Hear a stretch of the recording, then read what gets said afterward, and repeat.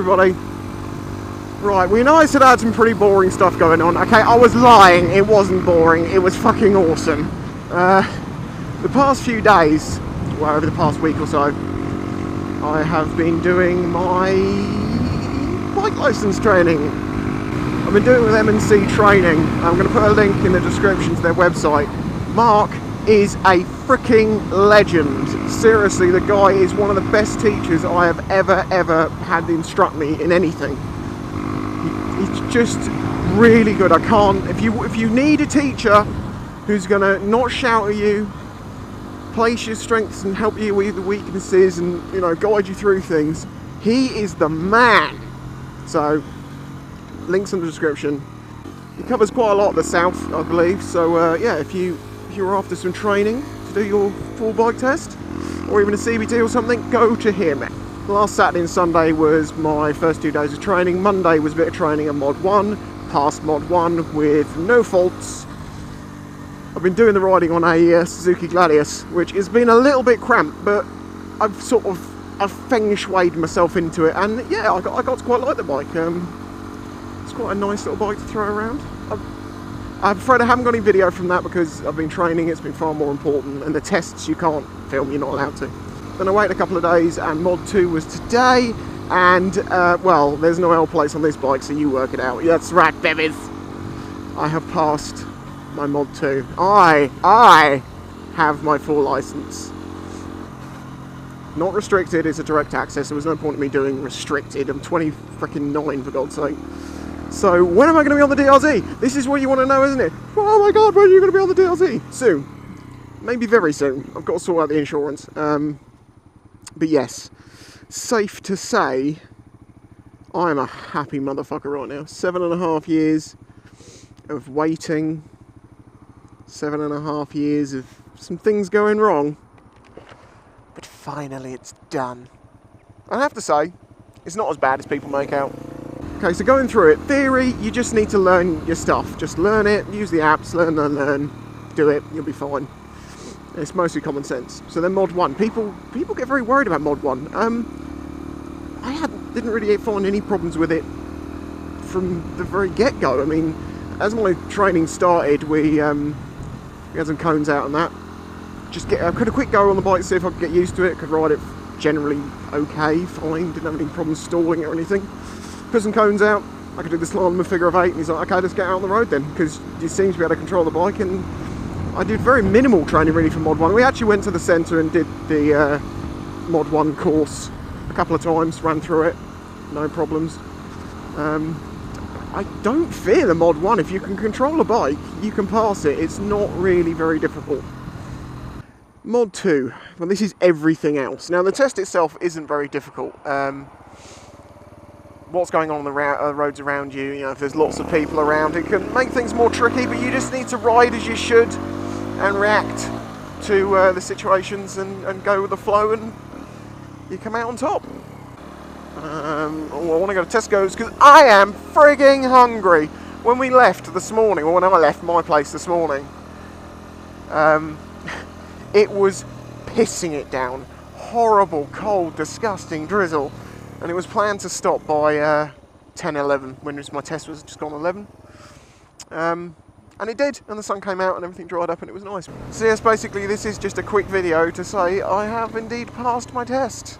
I no longer am an L-plater. I am now someone, see, look, no L-plates. None on the bike. Not happening. I cannot tell you how happy I am. It hasn't fully sunk in yet. Until I go on that DRZ, I'm going to feel like I'm breaking the law. I shouldn't be doing this. I shouldn't be on this bike, but I am. I'm allowed. I've passed the test. Put me to the test, and I passed. Just about. Nah, I did. I had a couple of little, couple of minors in it because of, well, there's a bin lorry that was reversing backwards, and the guy waved me past, and I don't think the instructor saw that, and he wasn't too pleased about that. And the other one was someone was walking up to the pavement. I slowed down, he stopped, I sped up a little bit, carry on to the junction, and then he continued walking out again. And he was in a tracksuit, he was a complete chav. But whatever, it doesn't matter if you get a couple of minors, whatever, you can get, I think it's 10 minors you can get in the test. If you get 9 and you pass, it's a pass. Let's hear your roar, Jesse. proud to the end. Love this bike. I'm not going to get rid of it, as I say. It's going to go into storage now. I might even spruce it up a bit. When I say that, I mean just, you know, clean up some bits. It's a great little bike. I absolutely loved it, but it, you know, 125 you can only do for so long. I could continue doing it, as I've said before. 125 would not be a problem. It's not holding me back so much, but I do want to do the longer distance stuff, and I just want to progress a bit. I've done a long time here, and I have the ability to, you know, go up bigger now, so I've done it. Well, I'm doing it. I've got it. I've just got to insure it. I am going to have to get used to riding the DRZ though, because I've gone from... It's been really weird actually, riding an SM 125, then getting on, you know, a Gladius 650, and then getting back on the 125, backwards and forwards for the past few days. First time I couldn't even ride this bike when I got back on it. It was like, oh, this feels so weird. And what it is, I've worked out is, one is the clutch is completely different. Two, you have to do a lot more of the twist-ins, and it's just lighter and more chuckable. And that is kind of the benefit of it, is the chuckableness. Not that you can't throw a Gladius around, I've discovered, around the back of Boar Hunt Way. It's a nice twisty road back towards Waterloo Vilway. Lovely. Really, really enjoyed that. When we came back that way after I passed my test. And it's like it's a national speed limit road, so you're doing like 45 mile an hour, coming out to like 30 in some of the corners, and it's just lovely. I totally get why people would want to ride a sports bike through some canyon roads and just, you know, corner to corner to corner. I totally get it. Of course, a lot of people said to me, oh, when you get onto a bigger bike and you ride it for a bit, you're going to feel completely different about 125s. And I've done a few hundred miles, because we did a lot of miles in my training.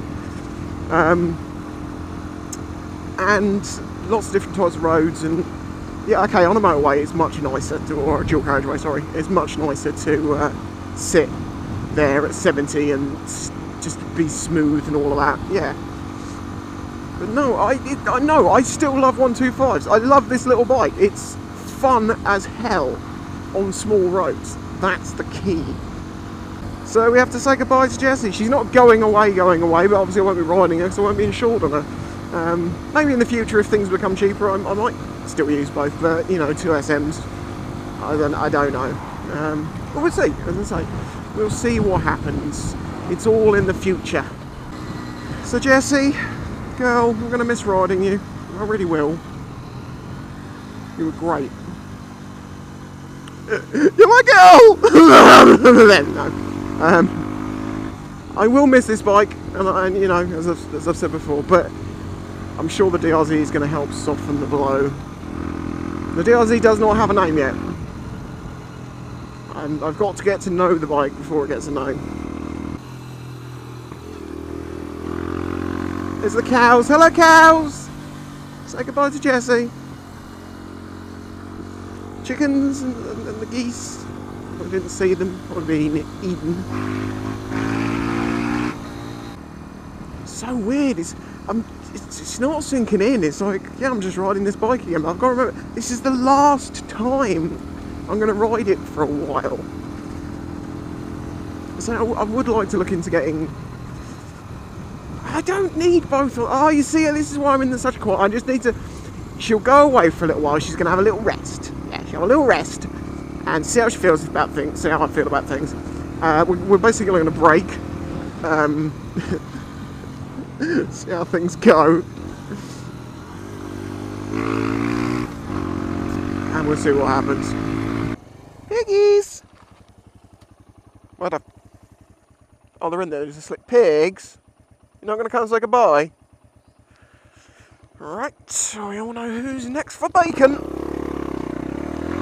I'm sat here quietly enjoying this little ride, thinking about, you know, gonna miss you, girl. And then I suddenly thought, hang on a minute, that DRZ that's been sat at home taunting me like some slut for 4 weeks, I just have to insure it and I can ride it.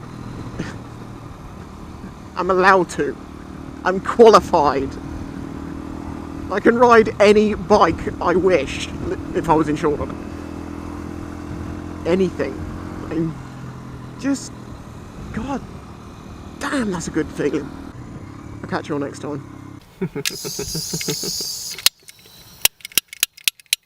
Son of a bitch.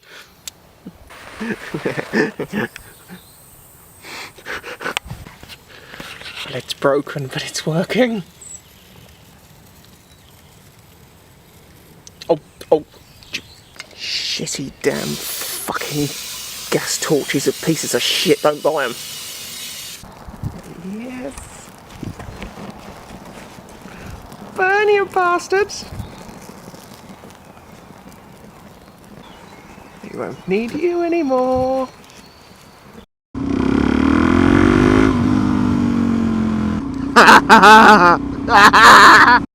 Because I don't think that Top Gear can continue. That's my big issue. I mean, this is the thing, I do feel really sorry for James May and Richard Hammond because, you know, people are saying, oh, you know, without Jeremy, Top Gear is nothing. And that's not fair, because it's like to suggest that they didn't bring anything